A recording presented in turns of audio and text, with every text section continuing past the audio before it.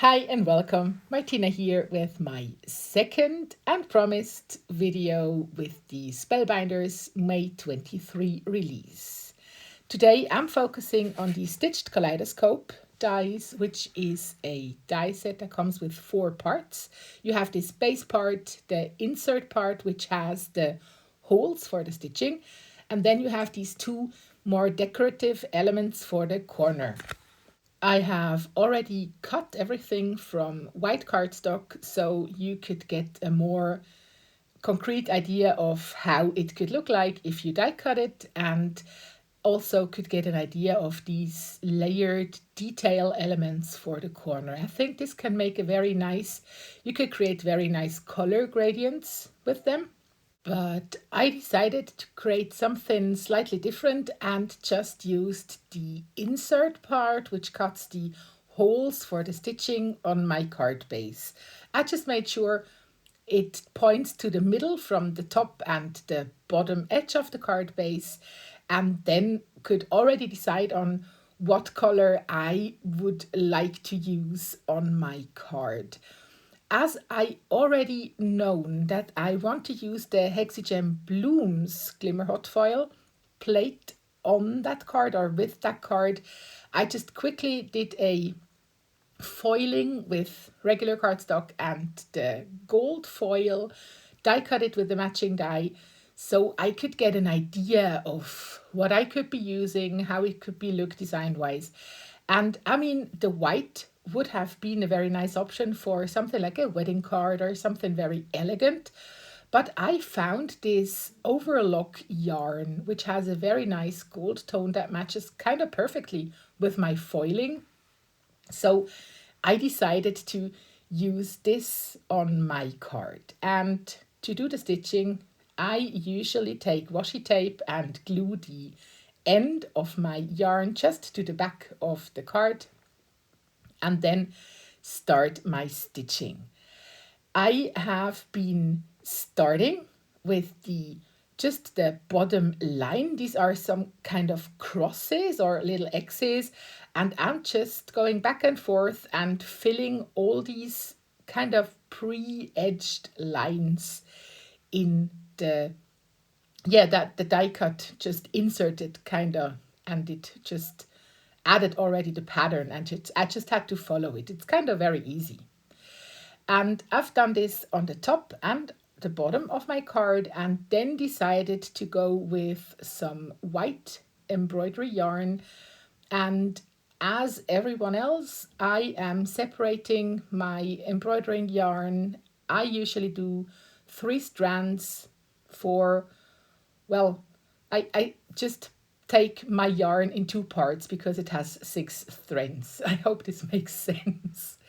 And I am then just, yeah, starting to stitch. I don't use that upper hole which belongs to the actual die cut. I use the one in the opposite of it. I use the one from the other cut.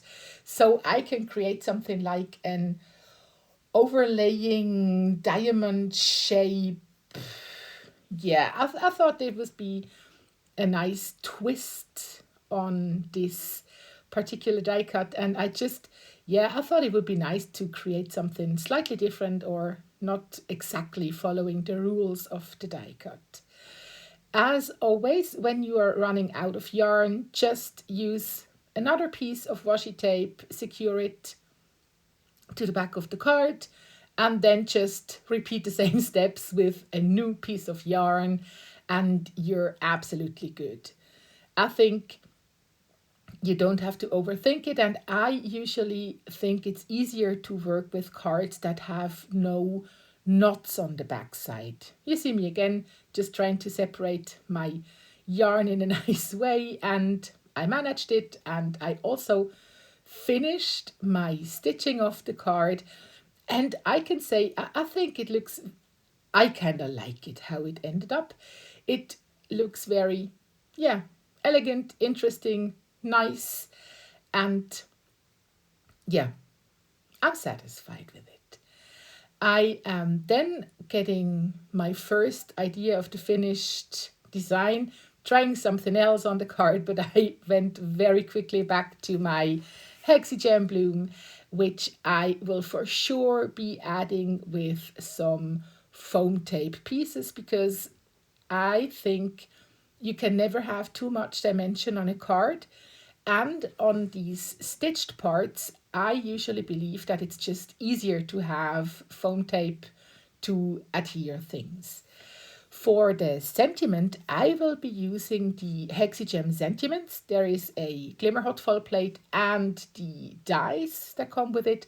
I have already pre-glimmered and cut the sentiments, and as you can see, I have also used the leftovers, the gold foil that was left over. I just used on a big piece of double-sided adhesive, put it down so I could, yeah, I got like 2 sets of sentiments from one go with glimmering.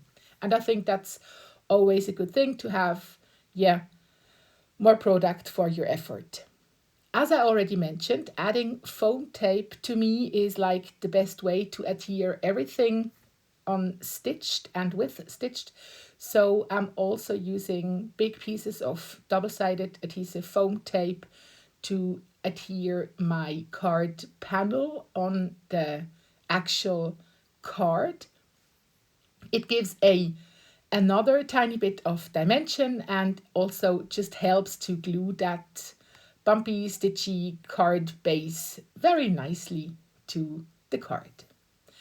I am then placing my foiled bloom, which I absolutely like because I think it adds, it's such an elegant card, and I actually think it's very unusual card. In the meantime, I'm just trying different solutions with my sentiments because I wasn't sure if I should really go that much monochrome with that gold and white design as I've been thinking with my sentiment stripes.